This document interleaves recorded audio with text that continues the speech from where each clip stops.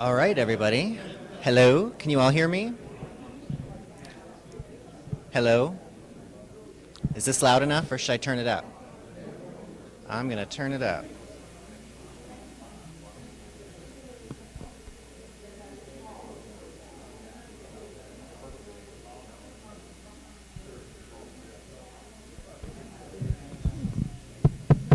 Hello?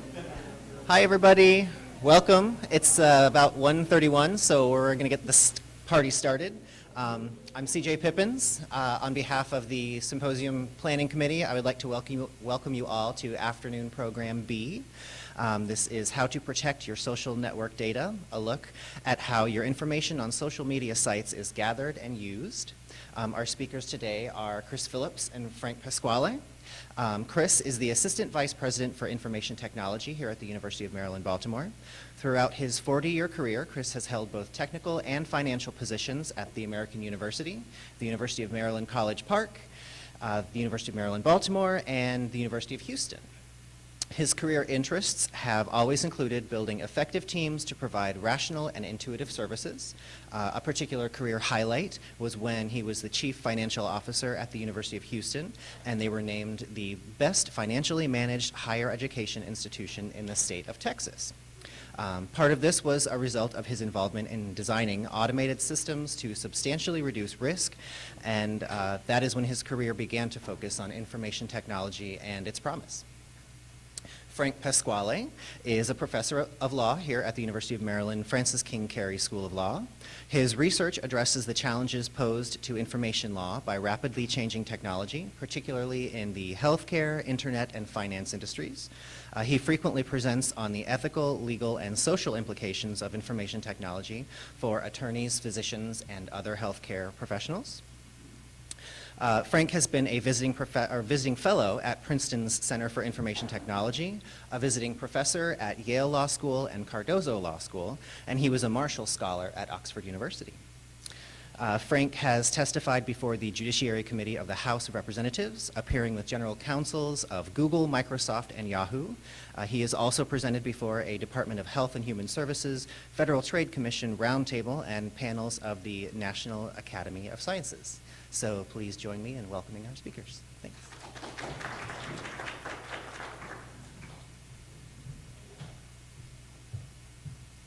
Thank you very much, CJ, and thanks so much for your leadership in these areas and for being part of organizing this conference today. I was watching some of the live stream earlier and thought there was a really fantastic array of topics being addressed, and especially keeping it topical in an era when things are changing almost on a daily or hourly basis is really to your great credit. So thanks again for having me today. Well, today I'm going to talk about cybersecurity, and we have framed the title of the panel as How to Protect Your Social Network Data. And I want to start with what's the most important way to protect your social network data. And I would say it's nothing you personally can do. It's vote for people who will actually care about the issue. And I know that that is may strike folks as a somewhat unusual spin on a program titled in this way. But what you have found over the past, and I'll get into more practical threats and ideas in the rest of my presentation, but I want to lead off with this idea because we have seen essentially a privacy enforcement regime in the US where breaches, going back on your terms of service, violating privacy promises to your customers, et cetera, is little more than a cost of doing businesses for the largest firms. We've also seen a privacy landscape in the US where essentially under HIPAA and high tech, covered entities like healthcare providers are often hamstrung by tons of rules, but there are huge numbers of large for-profit entities who make billions of dollars a year by essentially evading those requirements by developing health profiles and other profiles of individuals and selling that data. And so I want to just give you this sort of larger perspective because I think it's really important for us to realize that there's something deeply amiss about the privacy and security landscape in the US. And what's deeply amiss about it is that making enormous mistakes that deeply compromise the safety, security, and privacy of individuals really amount to almost trivial fines and punishments for many of the large corporations involved. However, one thing that we have to watch out for, and the folks in the business, in the education and governmental sector have to watch out for is that there can be some very serious consequences and difficulties for those in those sectors. But for the people who have the most data, often it's very difficult to see. And I was actually in January, I was in Brussels talking to folks at the European Commission and others. That I find to be a much more advanced and interesting privacy regime. That's where penalties can go up to 2 to 3% of a company's turnover per year. Here in the US, you get companies like Google, which can be fined for something quite severe, $22,000, which I've calculated is about 3 minutes of revenue for Google. So if you think of a fine that would be 3 minutes of your daily pay, that's about how seriously some of these companies are encouraged to think about privacy and security. And that's why I really want us to have a frame for our overall conception of security, in that there are such low fines, low penalties, low stakes for the people to whom we are often forced to entrust our data. And this also comes out of Bruce Schneier's work talking about security feudalism. Because essentially he says, we deal with large companies on the web to whom we're trusting, but can we really trust them? Now, here's sort of some initial statistics on social media use, and here are some of the big firms. We often hear that the big companies online are GAFA, Google, Apple, Facebook, Amazon, sometimes GAFAT with Twitter at the end. And we see that you have Facebook is something that almost everyone's using, LinkedIn, Pinterest, Twitter, et cetera. And of course, these are getting more and more widespread, especially because in the contemporary employment landscape, a lot of times LinkedIn is where people find good employees. A lot of times Twitter is where people feel that they need to be in order to make some sort of statement online. There's a huge tide of what's called HCSM, healthcare social media, where you're seeing a lot of folks in the healthcare sector on Twitter. And finally, even on Instagram, there's something called, or something like Instagram called Figure One, the Instagram for physicians. And I think they may have talked a little bit about Figure One or some applications like it earlier today. But that's a way in which doctors, healthcare providers around the world are putting up unusual cases and sharing comments and potential diagnoses with one another. We'll get into the legal implications of that as well. I've supervised a few papers on Figure One. But the larger takeaway of this is that for many people, we can't simply tell folks, stay off social media, because essentially social media has become this all-important tool that one uses in order to keep in touch with others, also to reach our students. And we're increasingly seeing a world where students don't want to deal with email, right? They just don't. If you really want to reach students, you sort of set up a Facebook group. I was talking to one of my students the other day, and he said they just invited DJ Patil to UMaryland College Park. And I said, well, where do you find the information on that? And of course, he got right onto Facebook and got the invite from Facebook to him. But again, a lot of times, though, our students are often, they're told, oh, you're digital natives. You know how to use this stuff so much better than the older folks. And it's true they know how to use Snapchat much better. I have no, who even knows how to work that, right? But and for many of these other things, they may not have any idea about, say, what the privacy settings are, how privacy settings work, how, for example, if you tag someone in a Facebook post, that exponentially increases the exposure of the post to other individuals. So you might, for example, be commenting on a Facebook post online and think, oh, it's just my friends and maybe their friends that know about this. As soon as you tag somebody and you see the letters turn blue, that means you've got a link to their name, then all of a sudden you've added new networks and networks of networks into who can see the data. And I actually learned this the hard way a few years ago, where I commented, there was a lawsuit that was in progress, and I commented on how I thought there was an irresponsible litigation pattern among this social network of lawyers on Facebook, and that was quoted in the Wall Street Journal the next day. So, so you can think that I'm on Facebook, I'm among friends, this is not going to be a big deal, but essentially my bottom line is, no, don't think that way, because there simply is not enough of an incentive for these firms to actually keep the privacy promises or the representations of privacy that they make to you. Facebook, for example, in a 2011 Federal Trade Commission settlement, was found to have distinctly lied about 3 different promises it was making to individuals about the exposure of their posts. What was the penalty for that? Ongoing monitoring of Facebook. Okay? That was the penalty. So essentially, if you think like, well, I've got a good social network and it's going to protect my information, I would not think that way.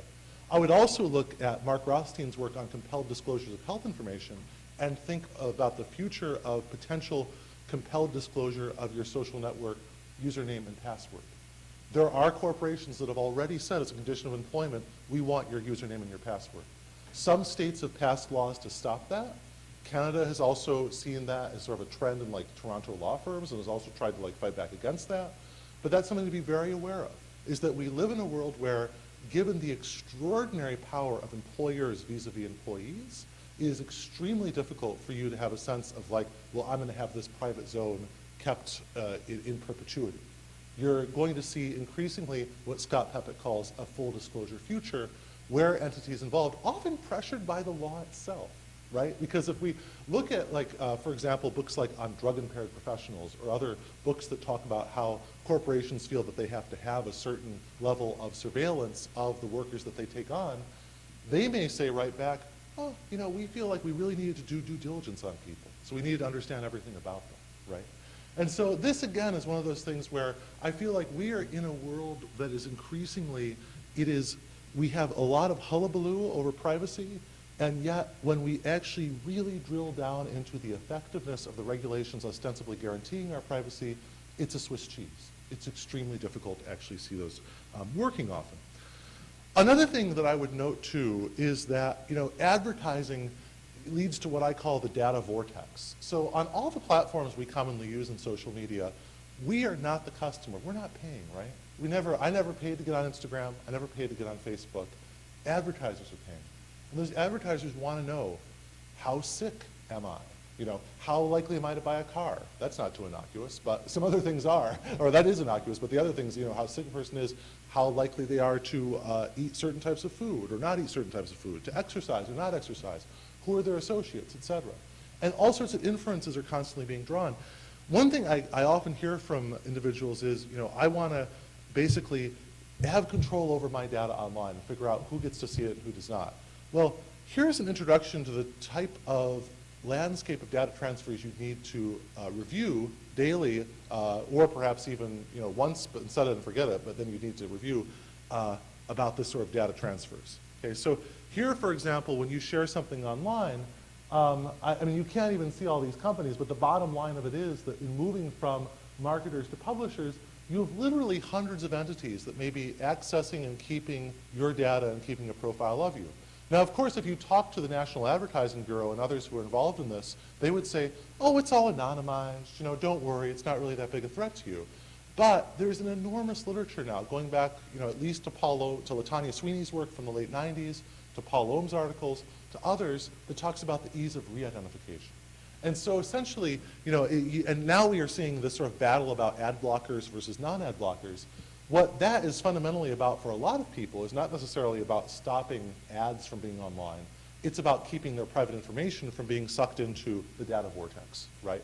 Now, a few more pictures of the data vortex. You know, this is the display advertising landscape. This is for the video advertising landscape. It gets even more complicated in mobile. I mean, in mobile, even I've lost resolution of this slide, right? You know, it's like as soon as you start using mobile devices, it gets even more opaque. The bottom line of all of this that I want to sort of get across is that it is really hard, once you start clicking on ads or once you start doing Google searches or, you know, being on Facebook, doing other things on all of these social media, it's incredibly difficult to know where all that's going. You know, there's just this massive ecosystem of individuals and companies that are out there using that data. And as you can see, again, this is, you know, you have enormous numbers of people using all of these entities. And of course, you know, this is just the platforms. Behind the platforms are the data brokers, the 9 major data brokers like Axiom, Datalogics. One company that I really love the creepiness of the name, it's called Recorded Future, which is essentially meant to say that once we have enough data about someone, we can essentially predict the rest of their activity online or where they're going to be, what they're going to do, et cetera. So, you know, we have this huge amount of uses of data and of platforms here. Now, one thing that, you know, we hear about is maybe the key is to go on to ephemeral social media, right? So I see a lot of buzz about Snapchat and other things that are out there that say the reason why this is popular is because everything goes down after 24 hours. And in some ways, that's true. You know, that's, you sort of, at least there are firms like Social Intelligence that have actually sought and received sort of the imprimatur of some regulators to go out and scrape 7 years of people's past Facebook profiles so they can do things like project your creditworthiness based on your friend network and the things you post on Facebook. And, you know, by the way, that's yet another threat scenario here, is that The companies now have patents on this sort of stuff. They can actually, they've correlated things like how likely is it that someone that goes to marriage counseling will have financial distress? If they find out from credit card records that the person went to marriage counseling, they can reduce the credit limit, raise the interest rate, things like that.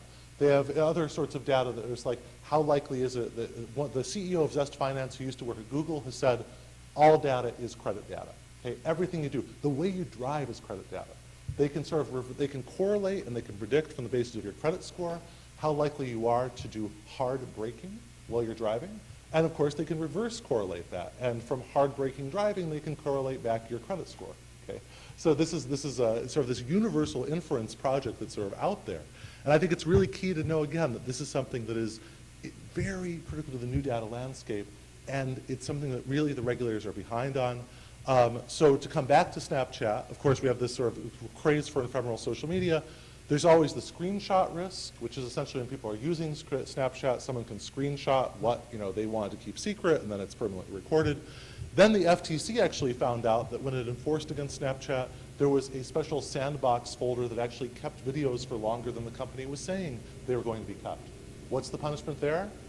Let's remember, what's the FTC enforcement punishment? Continued monitoring. Right? not something like if we did something wrong, we'd have a fine, go to jail, whatever. It's very often, it's just continued monitoring for the firm. Okay? So that, I think, is really critical to understand about this landscape. Another thing is, we hear about this is an app I just heard about this week called Swipe Buster about Tinder. So let's say you're suspicious of someone being on Tinder who shouldn't be. This is either a dating or another type of app, get people together. Okay, you could actually buy this app buy an app to be on the app online that will search for anyone you want to search for, their name, their place, their age, and it sends you sort of reports of when people like that are showing up on Tinder.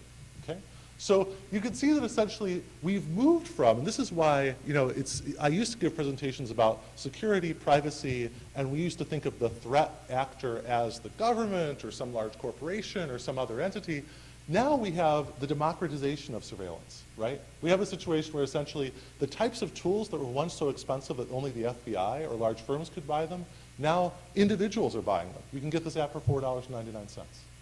So again, it's one of those things where the bottom line or the theme of the talk is ready oneself for a full disclosure future online. And perhaps if you don't like this full disclosure future online, spend less time offline, or spend more time offline, right? The other thing that I think is so interesting, is you sometimes hear people say, and this was a theme of Julia Angwin's book, Dragnet Nation. She tried to figure out, how could I live a life where I do as little as possible online so I'm not tracked so much?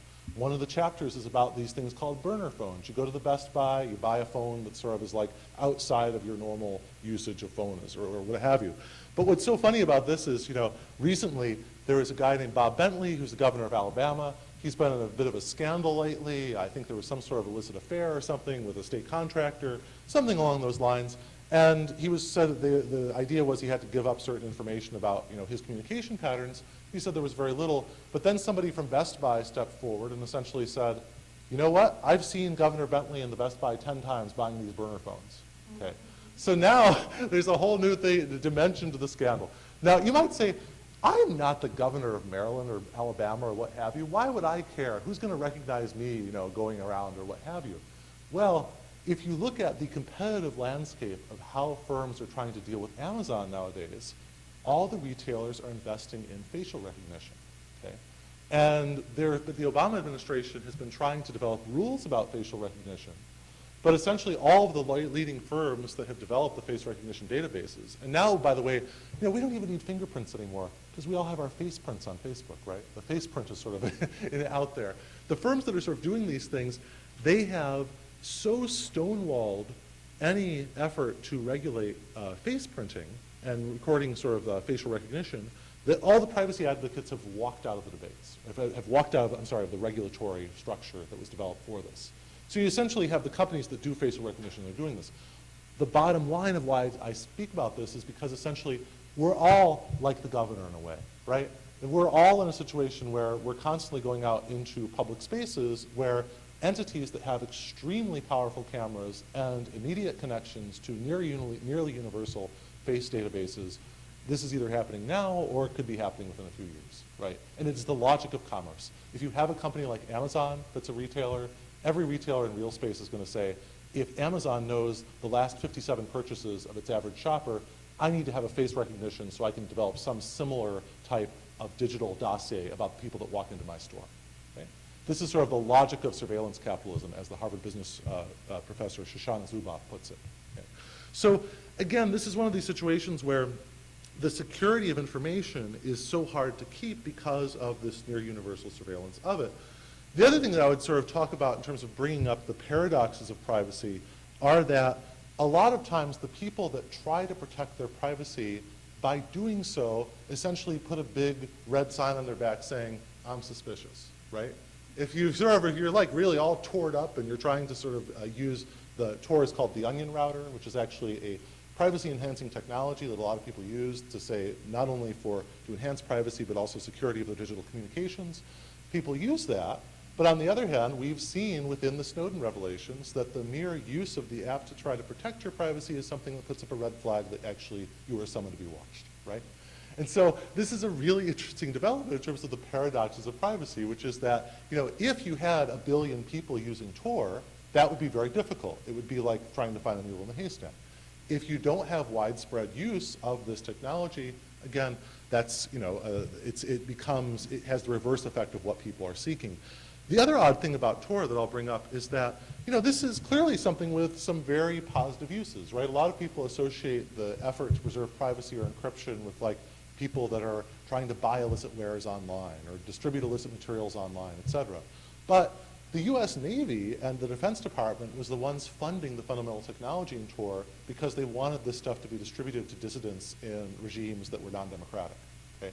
So one of the things that I think is so interesting about security and privacy online is that you have this sort of very difficult tension between trying to figure out what are tools that are sort of all-purpose, general-purpose encryption and privacy tools that everyone should have available to them, and what are ones that might be a little bit too outre or edgy. And I think that's also what led to the whole Apple versus iPhone snafu, or Apple iPhone versus Apple FBI snafu, right? Because essentially you had the FBI very worried that you had something that was very hard for law enforcement to crack, becoming very popular, much more popular in Tor. But more now, talking about the strategic self-disclosure as a model of privacy, I think is really critical as well, which is that, a lot of times we hear individuals say, well, use the right sites. Don't go on to shady sites. Use the right passwords. Cyber hygiene is often something people are told to do. And I think there are limited applications where that is the case. Okay, so I would start by saying it's really foolish to, for example, have the same password for everything you do online and to say have the same password for your banking as for like your subscription to the Baltimore Sun, right? That I really trust Bank of America to secure my password. Baltimore Sun, not to put anything against them, but I don't know if a newspaper or Comcast or any of these other companies online are going to really try to secure passwords. And so having like special passwords, that's a really good thing. But when people talk about strategic self-disclosure, only tell things about yourself to certain entities or certain things where you can trust them, that's hard to do because essentially if you look at these reports that have come out, big data seizing opportunities from the White House, the data broker report that came out from the FTC, the report from Senator Rockefeller's committee when he was in the Senate, the Senate Energy and Commerce Committee, all of these reports have suggested that essentially there's runaway data where people can't even understand where the data is coming from and where it's going to. One, rather stark example of this was one of the data brokers completely openly sold a list of women who were raped or people that were they called the rape sufferers list, And so these lists are out there. There's lists out there of all of the addresses and phone numbers of police officers in various areas. There's all of these lists, in which, by the way, speaking as a lawyer, what is the legal principle that protects a lot of these things? The First Amendment. Okay. So if you try to shut down a lot of these entities, they will say, we have a First Amendment right to say what we want about anybody, anytime. And they have to come and sue us for defamation if it's untrue, but if it's true, we get to say it about them. Okay. Now, by the way, this is being chipped away at in other lines of doctrine, which I'd love to talk about, in the Q&A if people are interested in, like, for example, the Hulk Hogan Gawker case. But it's really interesting to think about how, this case against Gawker by someone like Hulk Hogan actually, if that's vindicated and goes forward, could help all of us try to shut down these sort of shady list-selling entities. Now, moving on a little bit further is, the other problem that I think is often tricky online is that strategic self-disclosure can backfire because you could keep certain facts to yourself. For example, let's say you don't want to be charged more online for various reasons, but you could miss out on better matches. So an example that I like to give here is Mac owners apparently, under one pricing algorithm that is used by Orbitz and some other entities, they were seen as being richer than people with PCs. Okay? So if they can tell that you're using a Mac, then essentially the entity would say, well, we're going to give them we're going to higher priced options than the people using the PC. It's subtle here, but it gets much more dramatic on other contexts that have not yet been fully vetted out by the data journalists and others. And I think this is a really interesting sort of problem to think about, which is that we don't think about our devices, like our phones, our computers, et cetera, as sending messages about us. But they are. I mean, just as wearing a certain type of outfit, the person wearing like brand name clothes versus more generic ones, et cetera, sends messages, wanted or unwanted, about them perhaps, you could think about your computer essentially sending messages about you. The other thing that I think is so interesting, and again, an area where this changes so rapidly, is that there are now these entities that are called device fingerprinters, and they can essentially uniquely identify virtually every device that connects to the internet, just on the basis of random things like either which websites it visited or how it's configured or other things like that. And so whereas once people would say, oh, well, I've cleared my cache of cookies, I'm an anonymous browser online, you can no longer say that anymore because there's just so many messages that are being sent really by your machine or its history of use. Now, a final sort of thing that I wanted to talk about in terms of like security overall and some of the thoughts about how we try to get security is there's real problems with the way online life is regulated because there's often no ways that we can negotiate the terms of contracts for our personal services, right? So essentially it's really hard for us to say, hey, Facebook, I want you to take really extra caution with me, right? If you sort of were to say to Facebook, I don't like your terms, please change them, they'd laugh, right? Well, you wouldn't get any response, right? And this is also automated. The other thing is there's not really competition among a lot of providers. A lot of these things are monopoly services. It's really hard to find. People tried to get off Facebook and go to Ello or Diaspora or whatever. Then they found out that their 200 other friends didn't leave, and then they were back on Facebook, right? So it's a world where it doesn't work like ordinary markets. You can't really understand I can't understand exactly what their motivations are, for example, to not let people track in exchange for money. It would seem like that would be an elementary thing to do to protect privacy, but they don't do it for anybody. Finally, consumers really can't anticipate secondary uses of the data. I'm sure the examples I've given to everybody today are things that were shocking, right? Very unusual. And that is just part of the effort to say that you can't sort of make a rational economic decision online about where to share and what to share, et cetera, because it is so hard to understand where the data is going. By the way, just to add one silver lining to this, I think in healthcare, among providers covered by high tech and HIPAA, you can, okay? I think HIPAA and high tech are actually really pretty good regulatory regimes, pretty strong laws that really impose definite security and privacy obligations on providers. And not only that thanks to high tech of 2009, there's a way in which covered entities have to contract with business associates, which contract with subcontractors, keeping a chain of control over data in the healthcare sector. That's something we can be proud of as people who are part of the healthcare sector.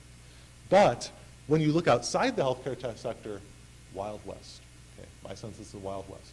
Now, just though, I want to make sure whenever I give the presentation, I always want to give the other side.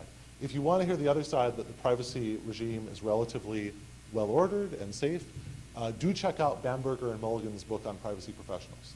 They talk about this emerging field of privacy professionals who are trying to essentially sort of keep people's data and security safe.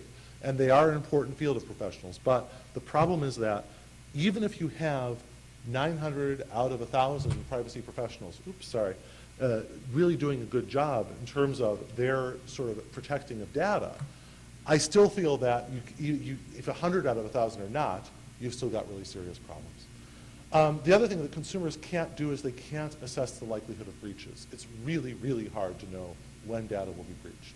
And that's something that I think also sort of challenges us in terms of thinking about how to keep the data safe, et cetera. The other thing that I think is sort of one emerging possibility or thing that is sort of going on in the, now in Europe and that is sort of taking a bit of hold now is something called the right to be forgotten. And in America, there's a commercial version of this called thereputation.com, where if there's bad information about you out there online, you can try to obscure it with lots of good information.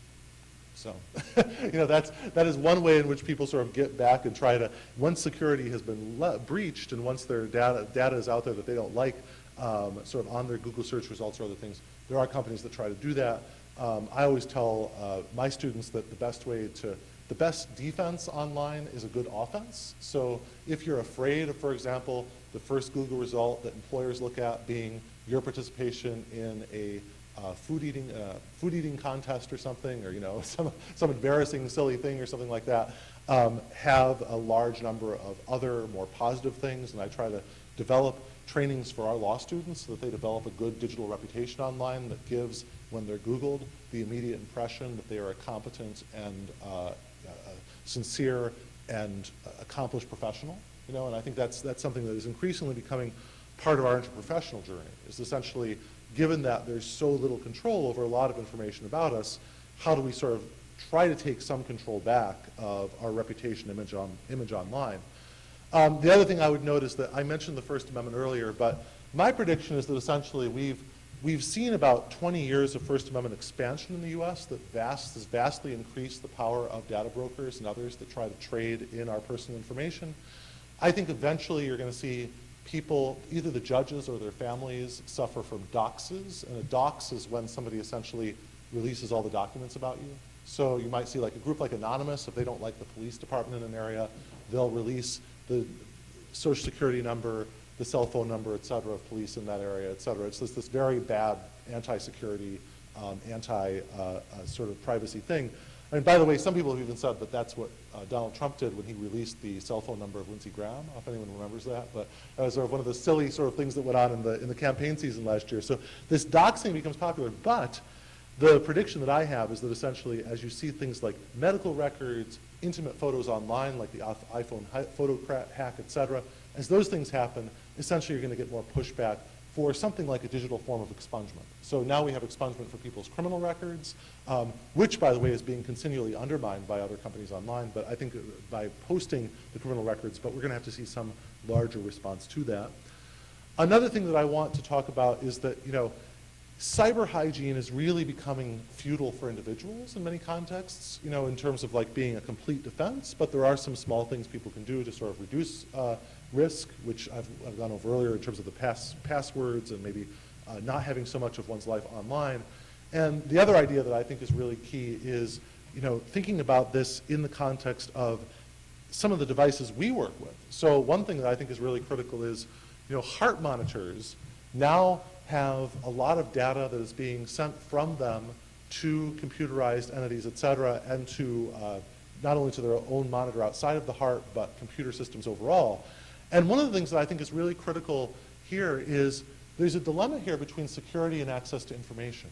So a lot of patients complain that they can't get access to the unmediated, complete record of all of the information that came out of their heart monitor. But I'm sure you're going to hear a lot of people in the healthcare medical device field who say, to the extent we make that directly accessible to you, do we perhaps compromise the security of our device? So this question of sort of open access to data, the informed patient, et cetera, and sort of the ability to try to understand what's going on there, I think that's a really critical question. I also want to give a couple of other more creative things, which are, I want to skip forward a little bit because I'll come back to these earlier slides, but here's a more creative thought about security. So I don't know if anyone has seen the website Caring Bridge, which is essentially a website if someone is terminally ill often, or if they're very ill, not if they're, I've had friends who have been terminally ill and who went to Caring Bridge. I've had other friends who have essentially been very ill and have gone to Caring Bridge. If you were sort of disturbed by the way in which something like Facebook can convert and sort of relatively unreservedly and unapologetically and without that much risk of a punishment can convert your information to, say, a health profile of you, if you're concerned about that, then you might want to say, I'm going to have a specific social network where I talk about my health, right? And this is something that I think is relatively interesting, where you might see, on the one hand, there's this data vortex where more and more data is being developed into these big platforms like Facebook, which I've essentially characterized as not having enough legal responsibility or incentive to actually protect people's privacy. So one way in which I'm seeing people sort of respond is by essentially creating their own social network on Caring Bridge, right? And Caring Bridge appears to me to be people that have thought a bit more about the uniquely sensitive aspect of the information that they're dealing with.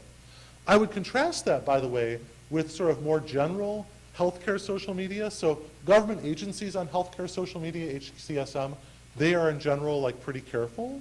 On the other hand, I've also seen hospitals, or I've also seen like support groups for the mentally ill that allow people to tag their friends on Facebook and describe them as being mentally ill and what they had suffered from. And that again, I think is sort of an elementary security fail. When you see an entity where they say, they're essentially inviting people to say, hey, my brother had bipolar 3 years ago, and thank you for supporting him during that, and tagging the brother and putting the name in there.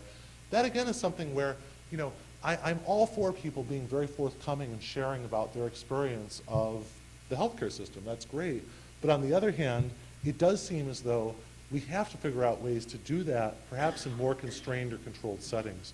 I mean, and the other thing though, and I don't want to sort of just come across saying I'm doing a big endorsement of Caring Bridge today, because there are things like patients like me, on the one hand is good for a lot of patients and helps them sort of develop these communities off their normal social media context and sort of be in a totally healthcare centered community. But they also were covered in the Wall Street Journal having suffered a major breach, or at least a major scraping incident where essentially this company scraped a lot of the handles of individuals and what they were talking about with their health care. So I think that's another area where it's hard, but at least some of these companies are trying. Now, a few other items that I should bring up, which is there's a good book online from the Pennsylvania Academy of Family Physicians, which is a guide to social media for doctors, for physicians, and I think there's a lot of lessons there for providers in general and for those in the healthcare field. There's also this AAMC, the Association of American Medical Colleges, digital literacy initiative in terms of these type of how do you deal with the nature of social media and the possibility of data getting out or being used in unanticipated ways in social media. I think that's very useful. There's a law review article by Nicholas Terry called Fear of Facebook, the use of social media in a highly regulated field about medical schools. So the nice thing is that we're not totally at the frontier right now. We are seeing essentially some effort to standardize responses to social media and to protecting information on it. But I just think that it's really critical is that as literate as you get with social media, as dedicated as you are to trying to protect information online, that the overall legal landscape right now is not supportive enough of private efforts for me to really feel comfortable that that's going to lead to uniformly guaranteed positive results for individuals. So with that, thank you.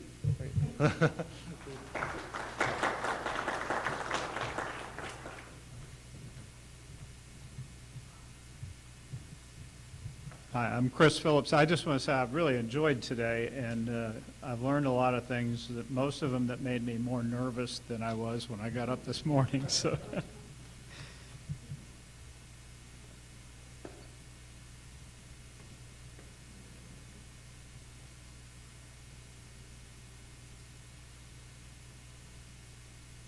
After Frank has scared us, I feel incumbent upon me to give us some hope. We'll see if that occurs or not.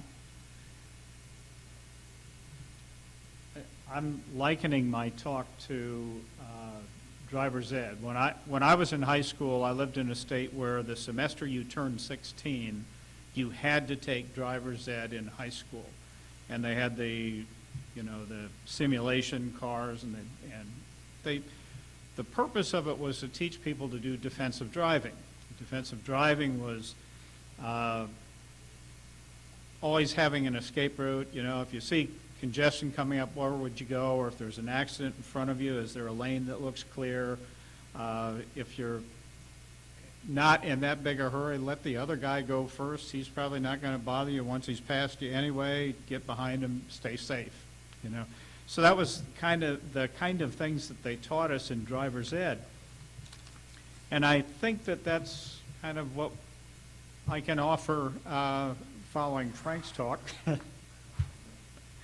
That first of all, this is called safer social networking as opposed to safe social networking. And why? I was talking to Joe St. Savo after his speech this morning, and he says, you know, there's no law. You don't have to do social media. You know, you don't have to join.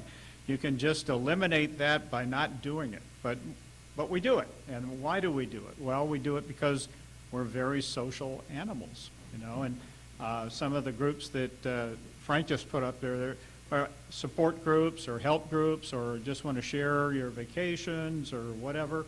And we're also consumers. And I can tell from looking in my household alone that that's a major part of getting online is, you know, looking for bargains and clicking on those advertisements that show up that you probably shouldn't click on.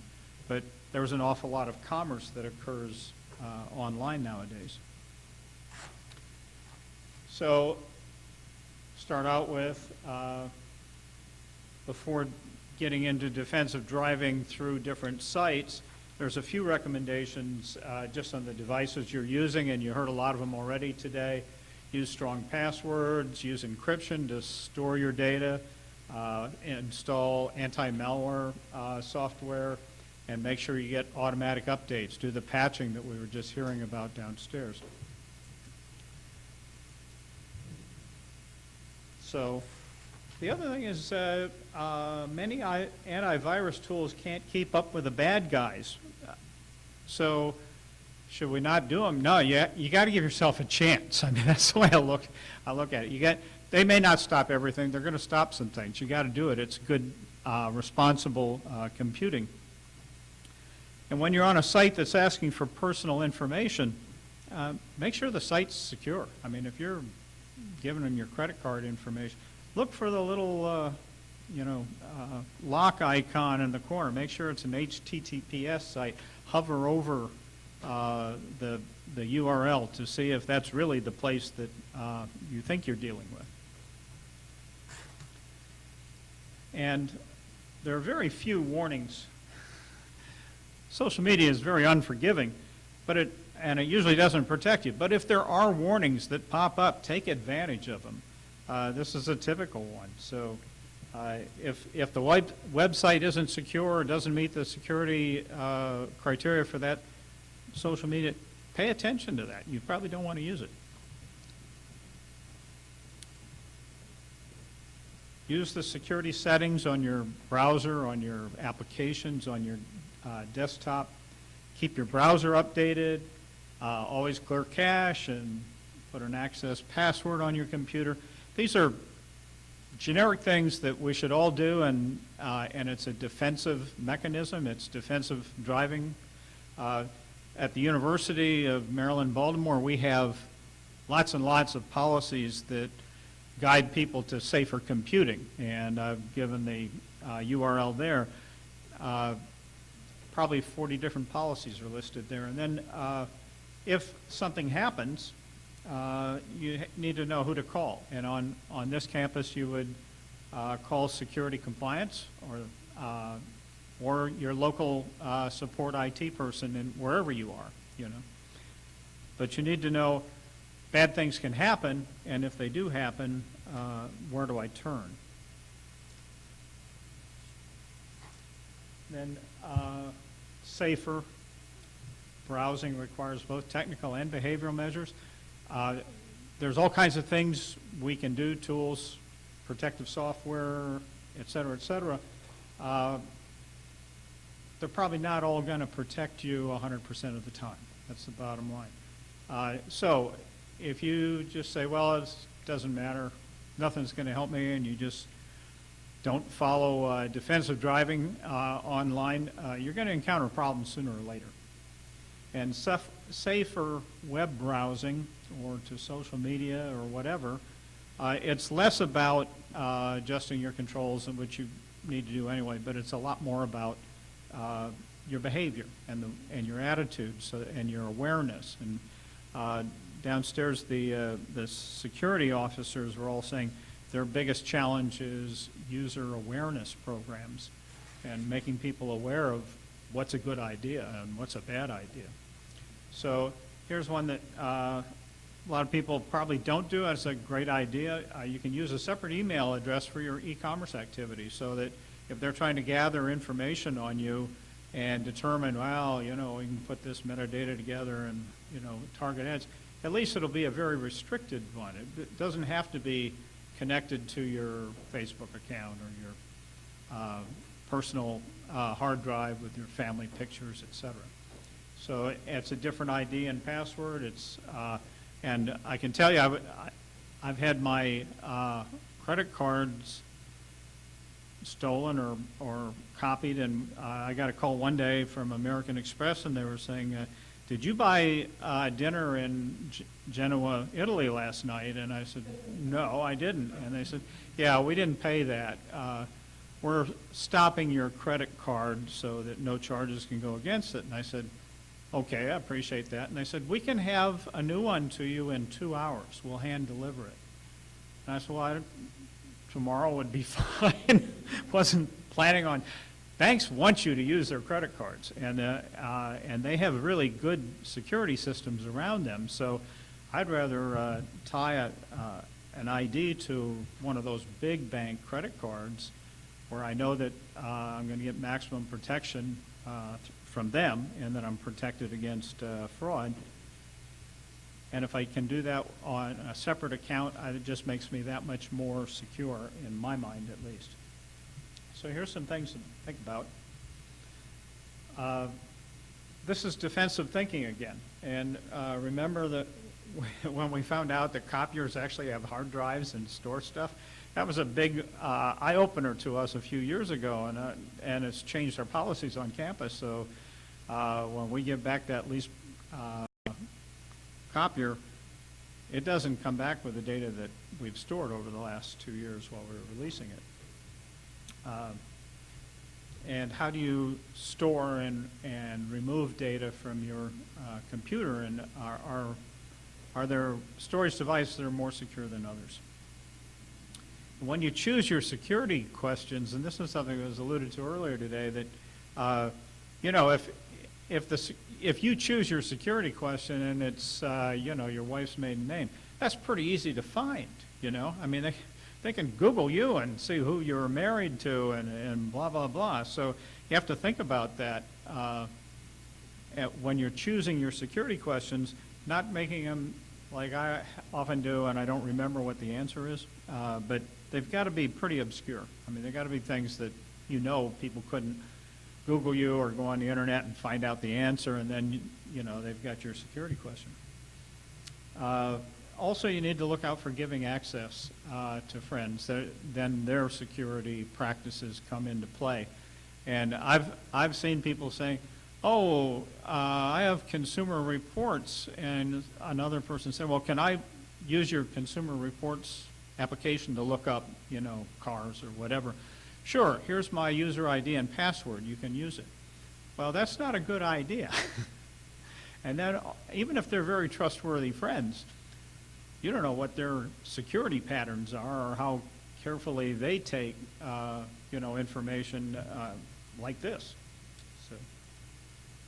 So, hover over links. Don't click on links in pop-up windows unless you know where it is, where it's going, and you assume you're a target. I'm even more convinced I'm a target after listening to Frank, and I guess there's, you know, duck. And instead of clicking on links, open a new browser, manually type it in yourself, and make sure you type it correctly, because there's an awful lot of bad guys out there that create sites that are common misspellings of other sites, and if you aren't careful, you'll end up on one of them. So, straight and narrow is good. take the train, it's even safer. But there's bumps in the road through social media, and you have to think defensively and be aware of your surroundings at all times. And that's the best I can offer after that devastating news that Frank gave us about how all of our personal information is being used. And I think we all kind of had a feeling about that. Now I'm convinced, and so the idea would be to please think about security when you're online. Be aware of the fact that there are people out there that are trying to get your personal information or your IDs or whatever. And the more careful you are, the less chance you're going to end up surprised in the end. So that's it. We have we have a small break before the keynote speech. So restrooms are right down the hall, by the way, and downstairs is where we'll convene for the next session. Does anybody have any questions? Oh, sure. Yeah, come on up. Hello. Okay. From Frank's, is it okay if I call you Frank? Sure. Okay. From Frank's presentation, there were just, I think, 2 points that I had a question about. One was the facial recognition thing that you said stores, like department stores are buying into. Is that what it was? So how, this is just me curious, how would that work? Like they scan you when you walk in the door, or they're taking your picture when you're checking out and then gathering that information? Oh. Yeah, so yeah, they could scan you. And again, this is sort of a First Amendment issue as well, right? So it's like, and some of the precedent here legally, there was a photographer who was flying a drone around, who was taking pictures of people in high-rise buildings. And the question is, is that, and he says, the people who the pictures were taken of were like, that's a violation of my privacy. And the photographer says, no, I have a First Amendment right to observe things in public, right? And so essentially the people behind a lot of the newest technology are trying to say, oh, if you don't want to have your face recognized by our facial recognition software and drones, just wear a hijab or something. And so essentially, this is sort of like and it's going to be this really interesting struggle in the future as to how far will the First Amendment vanguard push to undermine privacy law. It also is sort of common in with pharmaceutical data mining and other things like that. There's a case called I Must Helpless versus Sorrell. But yeah, but there's one state though, Illinois, where I believe they do have a facial recognition law, and so people keep suing Facebook for doing facial recognition of them. And so it's going to be interesting to see that percolate up through the courts in Illinois, but yeah. And then my other question was about clearing cookies, and you saying that it still doesn't mean that you're basically incognito when surfing. But what about the incognito browser page that you can do? Are you technically, but is that a safer way to search using those incognito tabs? It's funny. I feel like, yes, safer is a good term. Safer is a good term. But I also feel that there is so much evidence of very large firms that are sort of gathering data not being that conscientious about actually taking out their logins, or stopping logging what's going on. And even Google itself in incognito mode on Chrome says, well, yeah, but all this data is going to the ISP, all of it might be on your computer in some way, or whatever, or it might be in our server. So I just sort of feel like it's just very hard. The biggest problem is that we normally, in other circumstances, we'd have third-party auditors understanding the data flows or understanding what's going on. But in this area, there's such a high volume of data, and there are such aggressive assertions of trade secrecy. So this is, I didn't get a chance to I'm sorry, I wanted to promote my book earlier, because the bottom line is that, the idea of the book is essentially, this book called The Black Box Society, is that what the largest firms involved do, which is part of this whole Data Vortex, is they say anything that goes into us, how we process it and what we gather is a trade secret. Anything we say about anybody else is protected by the First Amendment. So if you have trade secrets that are not only part of the state common law, but are also under the 5th and 14th Amendment, they're protected from takings of those trade secrets. So that's constitutionalized property. and you have First Amendment that sort of constitutionalizes their ability to say anything without regulation, it's the perfect business model. It's unregulable. Yeah. So that's the biggest problem. Yeah. No problem.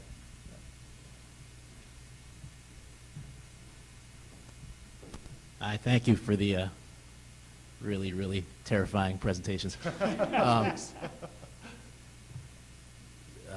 This is really just a question about culture and where things are headed, and having seen, I work in a private firm. We train a lot of associates who have certain beliefs about what can and can't be shared. I'm sure you have the same experiences with law students, and just their assumptions about what should and can be put online. Are we going to reach a point in our culture where it's okay to put not necessarily private information, but images of our fuller lives online? Is that ever going to be okay in the eyes of law schools and employers? Or are we just going to have to keep pushing this and pushing towards expungement and fighting against, Google and Facebook, and not to mention the dozens and dozens of offshoots of those, programs that, 15-year-olds are using and that are based in the cloud in China and things like that? Is this just going to be the way it's headed for the next generation or so? I guess my read of it would be, yes, the full disclosure future is what's on the horizon. Is that essentially it is, and that the entities involved have such an appetite for data, and it becomes so easily shareable and so easily processable and stored, that you sort of have to brace yourself for that. I do think something like, some of these more ephemeral apps and other things are kind of a pushback, and I do think, however awful it is to think about these employers demanding usernames and passwords in Facebook, it's horrifying to think of them going even further to some of these other apps, right? And I think that there gets to be a point where people just, bridle against that. So my hope is that, but I also think that you need to have much more substantive regulation of the decision makers, and that's where I think the future of regulation is going. It's not going to be about stopping collection or analysis of data. It's going to be about stopping certain uses. So that's one, silver lining and glimmer of hope, I think. But it's a great question. Yeah. Full disclosure future. Yes. Any other questions? Oh, here's one out here.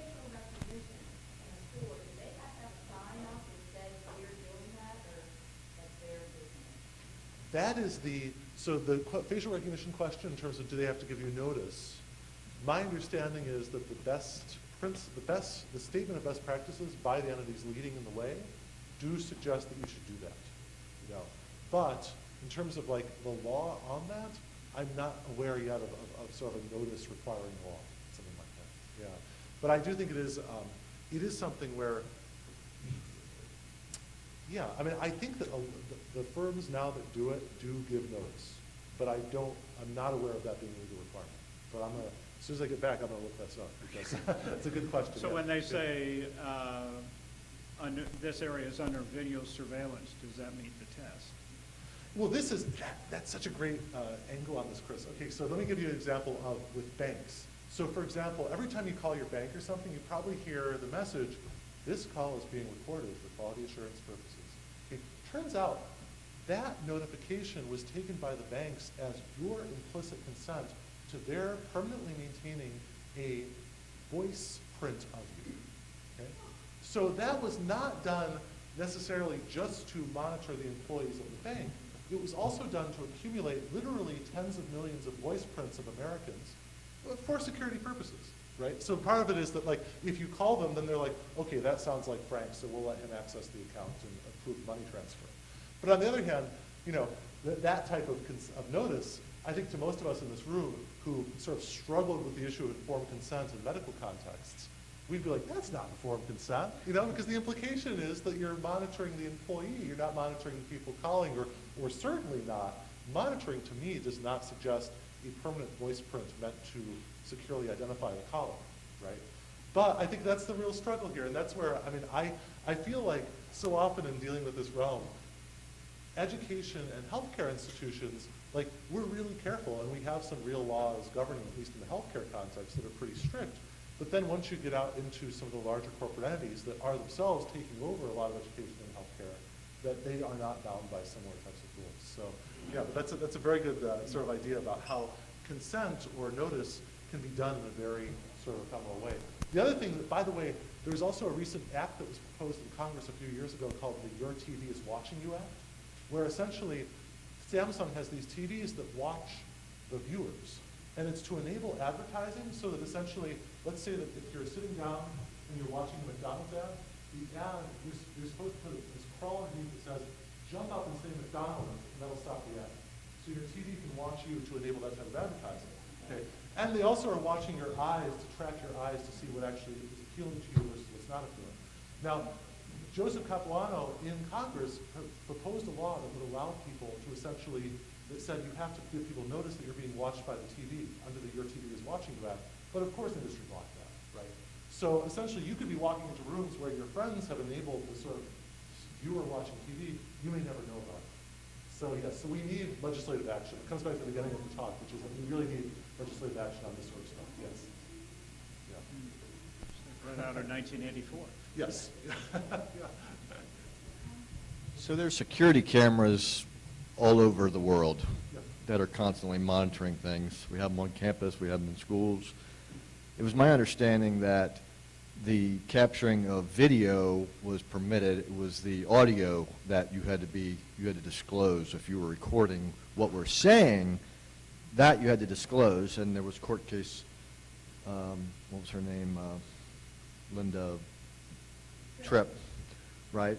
That was against the law that she was recording, but that you could take pictures and take video, and there's no law if you're open to do that. Is that not the case?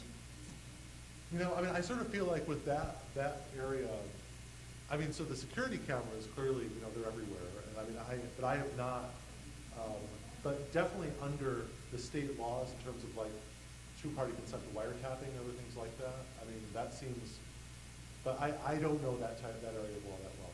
So yeah. Right, but again, that's the audio portion when you're doing Right. a wiretap. Yeah. You know, the fact that you're allowed to have security footage, all they're doing is adding software on top of that to figure out who you are, Right. right? I'm not aware of any laws that prevent them from manipulating and playing with that security footage. I think that's right. Yeah, and especially with higher and higher resolution cameras, it becomes more and more easier to really understand what you're watching. Yeah.